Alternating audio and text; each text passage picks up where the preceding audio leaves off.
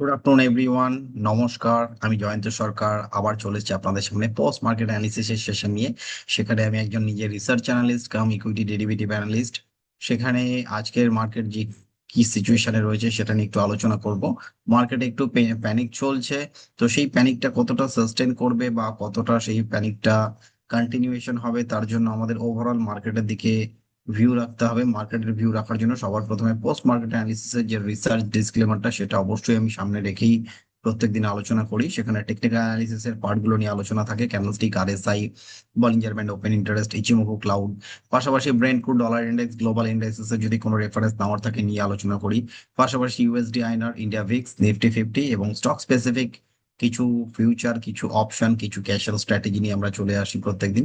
সেখানে level provide করি, কোনো রকম বাই সেল হোল্ডার রেকমেন্ডেশন আমাদের কিছু থাকে না সেখানটায়, কোনো রকম নিজস্ব বায়াস নেই, সম্পূর্ণটাই কিন্তু টেকনিক্যাল অ্যানালিসিস বা এবং মার্কেটের যে ভিউ সেটাকে আমরা ফলো করি। কোনো রকম এখান থেকে কিন্তু কল টিপস প্রোভাইড করা হয় না, পুরো জিনিসটাই কিন্তু থাকছে সম্পূর্ণ লেভেলের উপরে বেস করে, এবং সেই লেভেলটা থাকছে সম্পূর্ণটাই টেকনিক্যাল অ্যানালিসিসের উপরে এবং মার্কেটের ওভার ভিউ এবং নিউজের উপরে বেস করে। বর্তমানে যা কন্ডিশন, সেখানে আমরা ডলার ইন্ডেক্সের যদি চার্টে আসি, ইউএস ডলারে দেখতে পাচ্ছি আপাতত একটা রেঞ্জ ব্রেকআউট, ছোট্ট রেঞ্জের ব্রেকআউট করেছে, বাট সেখান থেকে কিন্তু আরএসআই 60 হোল্ড হয়েছে গতকাল। আজকে কিন্তু আবার 60-র নিচে এসে ট্রেড হচ্ছে, সেটা কিন্তু রাত্রেবেলা বোঝা যাবে যে ফাইনালি সে কোথায় ক্লোজ করছে, ঠিক আছে। বাট ওভারঅল ডলারের চার্ট কিন্তু মজবুত আছে, ঠিক আছে, খারাপ নেই, মজবুত আছে চার্ট। সেখানে একটা ডেইলি চার্ট, উইকলি চার্টও যদি দেখে 60 জাস্ট ব্রেকআউট করার একটা প্রবণতা দেখাচ্ছে। সেকেন্ড টাইম, ফার্স্ট টাইম একবার হয়েছিল বাট ফেলিওর হয়েছে, সেকেন্ড টাইম যদি সাস্টেন করে যায় তাহলে পরে কিন্তু বড় বাউন্স ব্যাক উপরের দিকে যেতে পারে। নেক্সট হচ্ছে ব্রেন্টফুড। বর্তমানে দেখতে পাচ্ছি গতকালও একটা বড় মুভ, বুলিশ মুভ এসেছিল গ্যাপ আপ ওপেনিং এর সাথে, গতকাল অলমোস্ট 9%-এর মুভমেন্ট, আজকে কিন্তু সেখানে 3.5% টিল নাও মুভমেন্ট রয়েছে এবং মার্কেট একটা গ্যাপকে অলরেডি ফিল আপ করে দিয়েছে। এটা ছিল একটা প্রফেশনাল গ্যাপ, তো সেই প্রফেশনাল গ্যাপকে ফিল আপ করে কিন্তু বাজার সেই জায়গায় দাঁড়িয়ে রয়েছে। এবং নেক্সট লেভেল অফ হার্ডেল যদি দেখি আমরা, ভালো লেভেল হচ্ছে অলমোস্ট $91 হচ্ছে নেক্সট হার্ডেল। সেখানে গিয়ে একবার কিন্তু ধাক্কা খেলেও খেতে পারে এবং এখানেও কিন্তু খাওয়ার একটা জায়গা রয়েছে। গ্যাপটা কিন্তু পাশাপাশি আমাদের দেখাচ্ছে এখানটা আরএসআই 60-র কাছাকাছি গিয়ে কিন্তু আটকেছে। এই 60-তে কিন্তু একবার আটকানো উচিত, আটকে কিন্তু 40 অব্দি এসে তারপরে বাউন্স ব্যাক এলে সেটা কিন্তু সাস্টেনেবল বাউন্স ব্যাক উপরের দিকে আসবে, কিন্তু তার আগে নয়, ঠিক আছে। তো তার জন্য চোখ রাখতে হবে যে আরএসআই 60 রেজিস্ট্যান্স হলেও হতে পারে, কিন্তু একটু চোখ রাখবো নেক্সট চার্টের কি কন্ডিশন হচ্ছে, আমরা একদিন বা দুদিনের ভেতরে সেটা আইডিয়া পেয়ে যাব। নেক্সট যদি আমরা আলোচনা করি যে বর্তমানে আমাদের ইন্ডিয়া ভিক্স কোথায় দাঁড়িয়ে রয়েছে। ইন্ডিয়া ভিক্স গতকাল একটা স্পাইক বানিয়ে কিন্তু অলমোস্ট 8%-এর তেজি ছিল, আজকেও কিন্তু একটা স্পাইক বানিয়ে সেখান থেকে অলমোস্ট 2.5%-এর মোমেন্টাম দিয়ে দাঁড়িয়ে রয়েছে। আরএসআই 60-40-র ভেতরে ডেলি চার্ট সাইড বেস, খারাপ কিছু নেই আবার ভালো কিছুও নেই, কোনো রকম খারাপ ভালো সংকেত কিছুই নেই। মাঝখানে Nifty gap down tap down হচ্ছে রোজই, আবার সেখান থেকে রিকভারি দিচ্ছে। আজকে উইকলি এক্সপায়ারি ডে, তো সেখানে রিকভারি দেবে কি দেবে না সেটা শেষ অবধি দেখতে হবে। ইউএসডি আইনার মোমেন্টাম দেখতে পাচ্ছি এখানটা কিন্তু একটা বড় ব্রেকআউট হয়ে গেছে আজকে। আরএসআই 60 ব্রেকআউট উইথ বলিশ মারুবুজ, একটা রেঞ্জকে ব্রেকআউট, একটা রাউন্ডিং বটম ফরমেশনের ব্রেকআউট, অনেক কিছু ব্রেকআউট একসাথে ঘটেছে। সুতরাং এখানটায় কিন্তু একটা ভালো লক্ষণ ঠেকছে না, যেটা আমাদের মার্কেটে হয়তো একটা খারাপ কিছু ইম্প্যাক্টের এলেও আসতে পারে। যেখানে ইউএসডি আইএনআর খারাপ হচ্ছে, মানে আমাদের রুপি উইক হচ্ছে, ডলার স্ট্রং হচ্ছে, this is not a good sign right now, ঠিক আছে। যেটা আমাদের ব্যাংক, পাশাপাশি এনবিএফসিস এবং আমাদের পাশাপাশি যেটা থাকছে অটো সেন্সিটিভ সেক্টর, যে অটো সেক্টর যেগুলো, সেই আমাদের rate sensitive sector, auto sector, banking এবং এনবিএফসিস, তার উপর কিন্তু সব থেকে বেশি ইম্প্যাক্ট পড়েছে। তো তার জন্য আমাদের দেখতে হবে যে আলটিমেটলি ফাইনালি সেখানে সেই সেক্টরগুলোর কি কন্ডিশন। আজকে আমরা যদি সেখানে যাই দেখতে পাবো এখানে যে সব থেকে বেশি এফেক্ট কিন্তু এখানে ব্যাংকিং সেক্টরে পড়েছে, অলমোস্ট 1%-এর বেশি পিএসইউ ব্যাংক তার মধ্যে সব থেকে বেশি লিড করছে। ফলের দিক থেকে অটো সেক্টর সেখান থেকে 1.4 বা 1.5%-এর ফল রয়েছে। ফিনসার 1%-এর বেশি। আর যদি এদিক থেকে দেখি রিয়েলটি সেক্টর, যেটা একটা রেসেট সেন্সিটিভের মধ্যে পড়ে, অলমোস্ট 2%-এর কাছাকাছি কিন্তু ফল রয়েছে। এই হচ্ছে বর্তমান কন্ডিশন। এবং সেখানে দাঁড়িয়ে যদি আমরা নিফটিকে একটু অ্যানালাইজ করতে যাই, নিফটি কিন্তু একটা রেঞ্জের ভেতরে কন্টিনিউ চলছে। সেই রেঞ্জটা হচ্ছে আমাদের এই যে বিয়ারিশ মারুবুজু রেঞ্জ বাউন্ড ক্যান্ডেল তৈরি করে দিয়েছে, এই ক্যান্ডেলটাই প্রাইসকে আটকে দিয়েছে 24,300 উপরে হার্ডেল, নিচে 23,800 হচ্ছে হার্ডেল। এই দুটো রেঞ্জকে যতক্ষণ না কাটতে পারছে নিফটি, ততক্ষণ কিন্তু এর মধ্যে কোনো স্বস্তি নেই।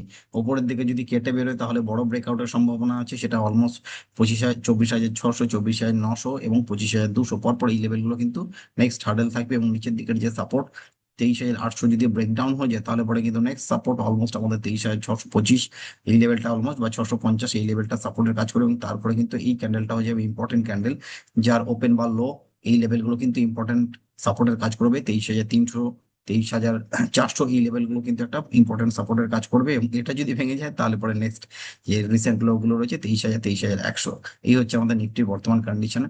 এবং এই উইকের জন্য আমাদের যে সুইং ট্রেডিং এর উপর বেস করে তিনটে স্টক নিয়ে আলোচনা করি। প্রথম স্টক আমাদের হচ্ছে আরবিএল ব্যাংক, যেখানে একটা ছোট্ট বুলিশ ফ্ল্যাগ প্যাটার্ন দেখতে পাচ্ছি, বুলিশ মারুবুজুর পরে একটা bullish flag pattern on daily chart, এবং RSI 60-র উপরে হোল্ড হচ্ছে এখনো অবধি। যদি এখান থেকে ব্রেকআউট আসে এটা কিন্তু অলমোস্ট 395 যে কোনো মুহূর্তে টাচ করে দেবে, এবং নিচে সাপোর্ট লেভেলটা মাথায় অবশ্যই রাখবো।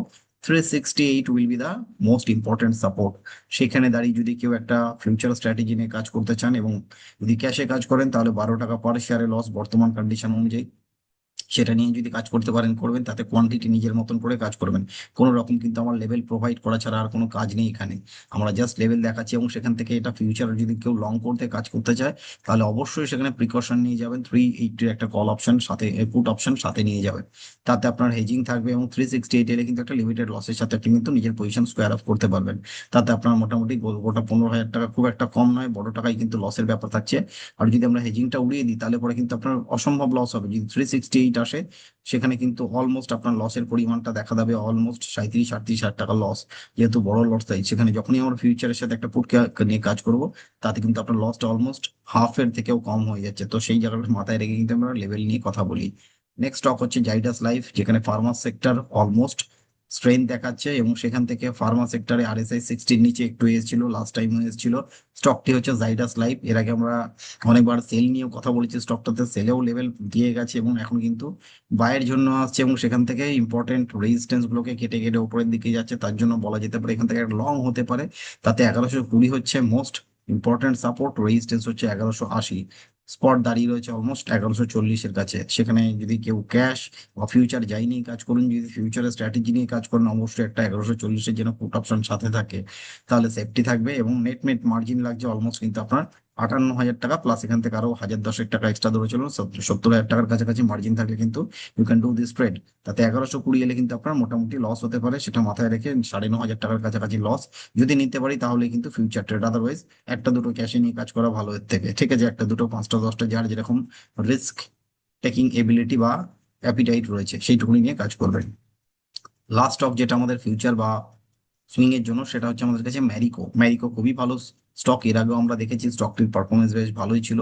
তো সেই ম্যারিকোতে বর্তমান যে সাপোর্ট রয়েছে 834 will be the most important support, এবং 864 will be the most important hurdle. আমরা কিন্তু সেখান থেকে দাঁড়িয়ে RSI 40-র নিচে ট্রেড হচ্ছে স্টকটি। এখান থেকে যদি বুলিশ মোমেন্টাম আসে, তাহলে পরে কিন্তু একটা নেক্সট লেভেল অফ রেজিস্ট্যান্স 864 অবশ্যই আসবে। সেখানে এসে কিন্তু অবশ্যই নিজেদের পজিশন খালি করে দেওয়া উচিত, অথবা প্রফিট বুক করে নেওয়া উচিত যার যা পজিশন থাকবে।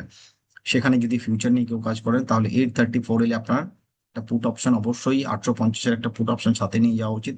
834 এলে অলমোস্ট 6,500 থেকে 7,000 টাকা লস অবশ্যই বুক করে নেওয়া উচিত। এর থেকে বড় ফল এলে কিন্তু ম্যাক্সিমাম 15,000-এর কাছাকাছি লস হবে। তো সেটাকে অ্যাভয়েড করার জন্য আমরা হাফেরও কম লস থাকছে, আর উপরের দিকে গেলে কিন্তু রিওয়ার্ডটা খুব একটা খারাপ পাবেন না। তো সেই অনুযায়ী নিয়ে কাজ করবেন। এবং একটি অপশন স্ট্র্যাটেজি রয়েছে, অপশন স্ট্র্যাটেজিটা আমাদের একটি স্টক স্পেসিফিক আজকে। সেটি হচ্ছে আমাদের কাছে এশিয়ান পেইন্ট, পেইন্ট সেক্টরের একটি স্টক। সেখানে দেখতে পাচ্ছি আজকে গ্যাপ ডাউন ওপেনিং এর পরে সেখান থেকে যখন একটা বুলিশ মুভ দিচ্ছে, এবং এই বুলিশ মুভটা যদি কন্টিনিউ থাকে, তাহলে পরে কিন্তু এই স্টক নেক্সট হার্ডেল আমাদের 2750-এর উপরে গিয়ে হয়তো মান্থলি ক্লোজিং দিতে পারে। এবং উইকলি চার্ট স্ট্রাকচার অবধি যদি দেখি আমরা, সেখানে কিন্তু একটা সুন্দর বাউন্স ব্যাক এসছে আজকে, এবং সেই বাউন্স ব্যাকটা যদি সাস্টেন হয়ে যায়, তাহলে পরে কিন্তু নেক্সট লেভেল অফ রেজিস্ট্যান্স আমাদের 2750 হতে পারে। এই মান্থের লাস্ট মান্থের যে হাই গুলো ছিল, অলমোস্ট 2-3 মাসের কিন্তু হাই এটাই আমাদের ছিল। তো সেই লেভেলে গিয়ে যদি মান্থলি ক্লোজিং হয়, উইকলি বা মান্থলি ক্লোজিং হয়, তাহলে পরে কিন্তু মোটামুটি এই স্টক একটা বড় বুলিশ মুভের জন্য রেডি হচ্ছে। যদি সেই অনুযায়ী আমরা একটা অপশন স্ট্র্যাটেজি করি, সেখানে 2580 আমাদের সাপোর্ট, এবং 2750 আমাদের হার্ডেল ওপরের দিকে। সেখানে আমরা যদি একটা অ্যাট দা মানি কল অপশনকে নিয়ে কাজ করি 2640-এর, তাতে আপনার 55 রুপিস অলমোস্ট তার প্রাইস পড়বে। আর 27 টাকা 95 পয়সা যেটা দাম চলছে, সেটি হচ্ছে আমাদের 2700-এর একটি কল অপশন। সেটিকে যদি সেল করে কাজ করা যায়, তাহলে আপনার জন্য দাঁড়িয়ে যাবে একটি বুল কল স্প্রেড। এই বুল কল স্প্রেডে আপনার ম্যাক্সিমাম লস হতে পারে 6838, আর ম্যাক্স প্রফিট হতে পারে 8162। অবশ্যই এক্সপায়ারি অবধি হোল্ড করবেন না, এক্সপায়ারির আগে কিন্তু পজিশন স্কোয়ার অফ করে দেওয়া উচিত। তার আগে যদি আপনার 2580 যদি আসে, সেখানে কিন্তু অবশ্যই তার নিচে ক্লোজ করলে পজিশন এক্সিট করে বেরিয়ে যাওয়া উচিত। তাতে আপনার ম্যাক্সিমাম লস কিন্তু 3,000 টাকার কাছাকাছি হবে। এইটুকুনি লস যদি নিতে পারেন, যা এখানে নেট নেট আমাদের টোটাল লস দেখাচ্ছে তার কিন্তু হাফের কম 40%, মানে টোটাল লসের কিন্তু 40% আমরা বুক করতে বলছি, যে লস বুক করে বেরিয়ে যাওয়াটা উচিত। কারণ এই ধরনের স্ট্র্যাটেজিতে কিন্তু যদি নিচের দিকে মার্কেট পড়তে থাকে, ধীরে ধীরে লস বাড়বে, কিন্তু লস কিন্তু আলটিমেটলি নেট নেট লসটা হয়ে যাবে। তো সেই লস থেকে যদি আমরা প্রফিটে কনভার্ট হতে চাই, তাহলে কিন্তু আমাদের মার্কেট অ্যাটলিস্ট 2700-র উপরে ক্লোজিং দরকার। 2700-র উপরে যখনই মার্কেট ক্লোজ হয়ে যাবে, তাহলে কিন্তু জ্যাকপট। এবং এক্সপায়ারি 1 থেকে 2 দিন আগে কিন্তু অবশ্যই পজিশন স্কোয়ার আপ করবেন। ঠিক আছে। তো এই ছিল আজকের আমাদের পোস্ট মার্কেট অ্যানালিসিসের পুরো গুরুত্বপূর্ণ সেশন। সকলে চ্যানেল দিকে চোখ রাখুন, লাইক করুন, শেয়ার করুন, সাবস্ক্রাইব করুন, আরো বেশি করে ফলো করুন চ্যানেলগুলোকে। সকলে ভালো থাকবেন, সুস্থ থাকবেন। Happy trading, happy investing.